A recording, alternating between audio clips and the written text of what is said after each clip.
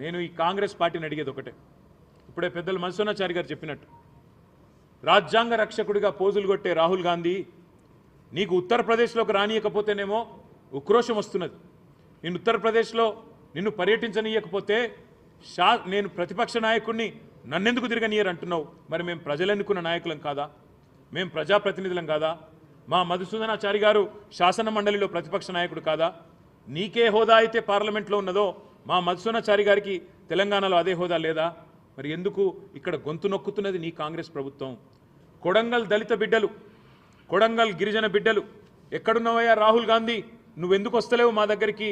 నీ ముఖ్యమంత్రి మా భూములు గుంజుకుంటుంటే, మా వాళ్ళను జైల్లో పెడితే, అర్ధరాత్రి మా ఇంటి మీద తలుపులు పలగొట్టి దాడి చేస్తుంటే ఎక్కడ ఉన్నావని చెప్పి ఢిల్లీకి వచ్చి ఆక్రోశించినా ఇక్కడికి వస్తలేవు కదా రాహుల్ గాంధీ గారు?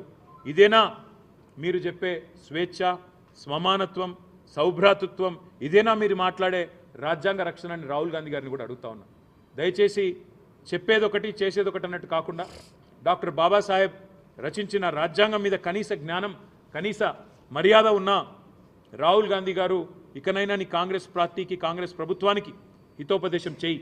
వారికి చెప్పు, ఈ వ్యక్తిగత దాడులు, వ్యక్తిత్వ హననాలు, రాష్ట్రంలోని బలహీన వర్గాల మీద జరుగుతున్న జులుం ఏదైతే ఉన్నదో ఈ విషయంలో నీ ముఖ్యమంత్రికి సద్బుద్ధిని ప్రసాదించే విధంగా ఆ అంబేద్కర్ గారి సాక్షిగా, అంబేద్కర్ గారి వర్ధంతి సాక్షిగా ఖచ్చితంగా ఆదేశాలు ఇవ్వాలని కోరుతూ, మరి ఇవాళ మమ్మల్ని పోనీయకుండా మేము పోదామనుకున్నాం.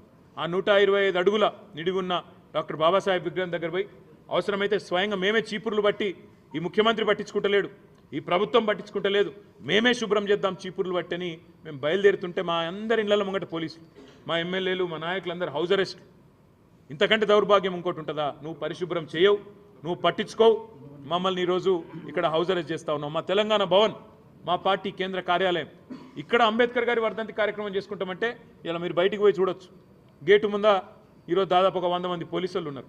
ఇదేనా ఇందిరమ్మ రాజ్యం అంటే? మీరు చెప్పిన ఇందిరమ్మ రాజ్యం ఇదేనా? ఎమర్జెన్సీ రోజులను తలపించే విధంగా ఎక్కడికక్కడ పోలీసులతో గొంతు నొక్కే ప్రయత్నం చేయడమే మీరు చెప్పిన ఇందిరమ్మ రాజ్యమా అని నేను అడుగుతా ఉన్నా. చివరిగా ఈ రాష్ట్ర ప్రభుత్వానికి చెప్పేది ఒకటే, కేసులు ఎన్నైనా పెట్టుకోండి, ఏం చేసుకుంటారో చేసుకోండి, మా నాయకుల మీద మీరేం చేసినా పర్వాలేదు. కానీ 9వ తారీఖు నుండి ప్రారంభమయ్యే శాసనసభ సమావేశాల్లో, శాసన మండలి సమావేశాల్లో తప్పకుండా మీ ప్రభుత్వం యొక్క నిర్వాకాన్ని, సంవత్సరం పూర్తయిన తర్వాత మీ రాష్ట్ర ప్రజలకు చేస్తున్న అన్యాయాన్ని ఎలుగెత్తి కొట్లాడుతూనే ఉంటాం, ప్రశ్నిస్తూనే ఉంటాం, పోరాడుతూనే ఉంటాం. వెనక్కి తగ్గే ముచ్చటనే లేదనే మాట మళ్ళొకసారి తెలియజేస్తాం.